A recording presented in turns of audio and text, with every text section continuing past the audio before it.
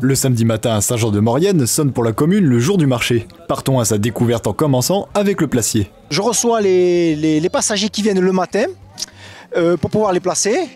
Donc je contrôle leurs documents et ensuite, suivant ceux qui vendent, je les place avec les endroits que je possède. Et ensuite, j'ai les abonnés qui eux s'installent. Ils ont une place attribuée depuis X années, certains. Donc eux, ils se placent habituellement à leur emplacement. Et ensuite, je possède à l'encaissement des droits de place pour les passagers parce que les abonnés, eux, ils règlent leur abonnement 2 fois par an. Je procède aussi un petit peu au contrôle des déchets. Tous les commerçants, ils ont bien joué le jeu pour qu'à la fin du marché, ça reste correctement propre. Des commerçants qui apprécient énormément ce rendez-vous.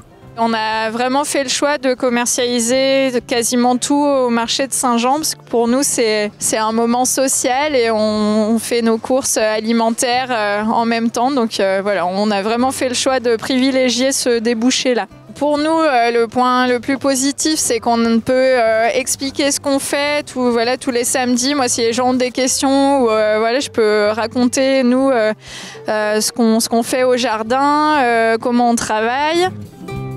Oh, ça fait 7-8 ans que je suis sur le marché de Saint-Jean. Je trouve que c'est un très bon marché, un marché de qualité avec des beaux produits, de la bonne viande, des bons légumes, fruits et légumes, même des maraîchers locaux. On trouve vraiment des bons produits sur le marché de Saint-Jean. Ouais. On trouvera, ça sera toujours meilleur au marché. Pour moi, le marché, c'est vraiment ça. Le but, c'est d'avoir des produits locaux, d'avoir autre chose qu'on trouve ailleurs dans les autres magasins. On trouve de tout, même des brasseurs. Alors moi, j'ai fait le choix d'avoir une gamme assez large, que j'élargis régulièrement. Donc là, en ce moment, j'ai 8 bières différentes.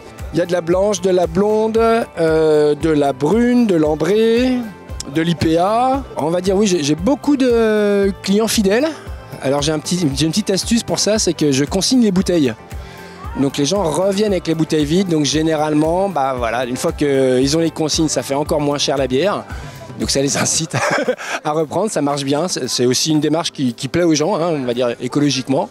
Un marché qui tend à être plus écologique avec une démarche zéro plastique. La démarche zéro plastique, ce serait que la population pense à emmener le plus possible leur cabas. Le but aussi, c'est que la population, en plus des cabas, puisse reprendre leurs sacs plastiques qu'ils utilisent à chaque marché et les réutiliser à chaque fois et que les commerçants ne leur donnent pas des sacs jetables.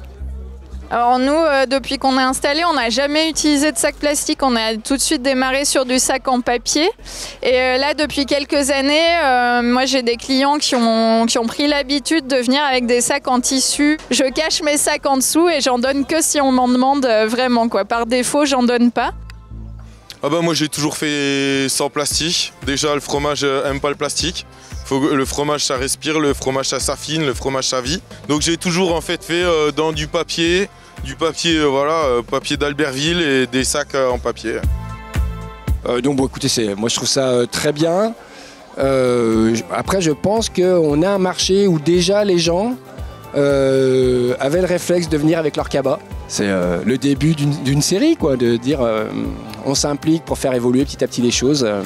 Un marché qui souhaite se moderniser avec des animations. Donc je lance un appel à ceux qui souhaiteraient tenir une buvette tous les mois sur le marché, il n'y a pas de souci. Et également en animation, s'il y a des musiciens qui ont envie de venir un peu montrer leur talent, vous pouvez venir assister. L'appel est lancé, alors rendez-vous samedi prochain.